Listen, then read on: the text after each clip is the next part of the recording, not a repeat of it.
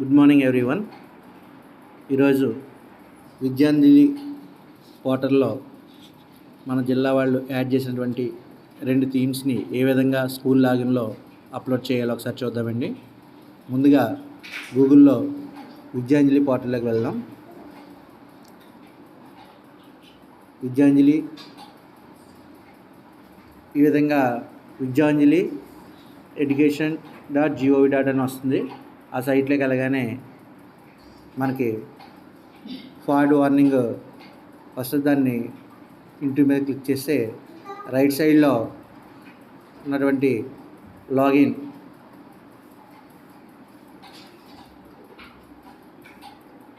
లాగిన్లోకి వెళ్ళినట్లయితే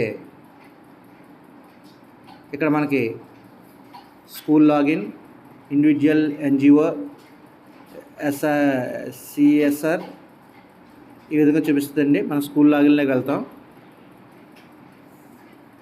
ఇక్కడ school లాగిన్లో UDISE కోడ్తో మనం లాగిన్ అవుతామండి. ఇక్కడ login with OTP are password ఉంది. గతంలో మనం పాస్వర్డ్ పెట్టుకున్నట్లయితే పాస్వర్డ్తో లాగిన్ అవుతాం, లేదా లాగిన్ విత్ ఓటీపీ ఉంది కదండి, దీని దగ్గర స్కూల్ డైస్ కోడ్ కొట్టి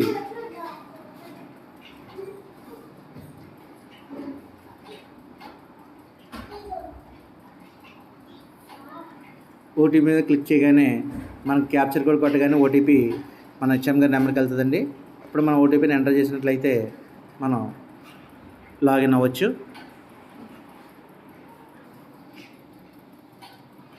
లేదా మనం పాస్వర్డ్తో లాగిన్ అన్నట్లయితే పాస్వర్డ్ని ఎంటర్ చేయగానే మనం లాగిన్ అవ్వచ్చండి.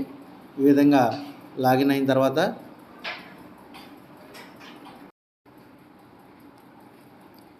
ఈ విధంగా స్కూల్ డాష్బోర్డ్ ఓపెన్ అవుతుందండి.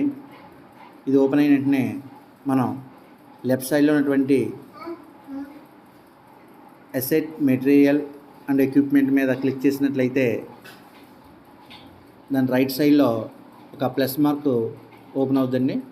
ఈ ప్లస్ మార్క్ మీద క్లిక్ చేయగానే మనకి ఒక పేజ్ ఓపెన్ అవుతుందండి.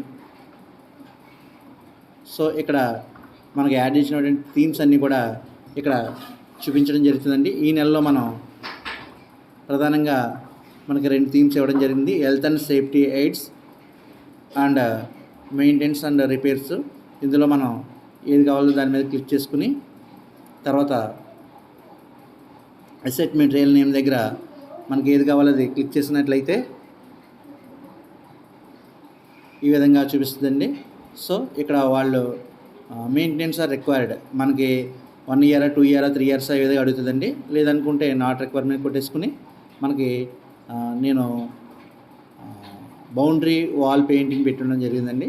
ఇది మనకి ఎంతైతే స్క్వేర్ ఫీట్లో అడుగుతుందండి. ఇది మనం మెజర్మెంట్ చేయించుకున్న తర్వాత ఆ మెజర్మెంట్ ఎంత కావాలో అంత మనం పెట్టినట్లయితే ఉదాహరణకి నేను ఒక 4000 స్క్వేర్ ఫీట్స్ పెట్టడం జరిగిందండి. సో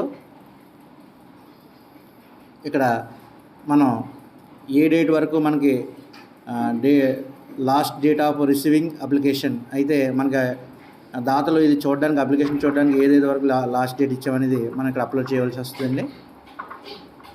సో నేను జూన్ వరకు ఇచ్చాను, June 30 వరకు ఇచ్చాను.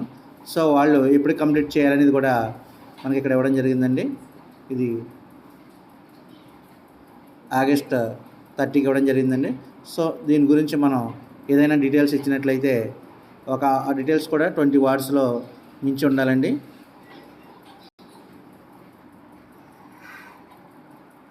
సో ఈ విధంగా మనం డీటెయిల్స్ని టైప్ చేసి తర్వాత ఇక్కడ టిక్ చేసినట్లయితే సేవ్ పబ్లిష్డ్ అనేసి ఆప్షన్ రావడం జరుగుతుందండి.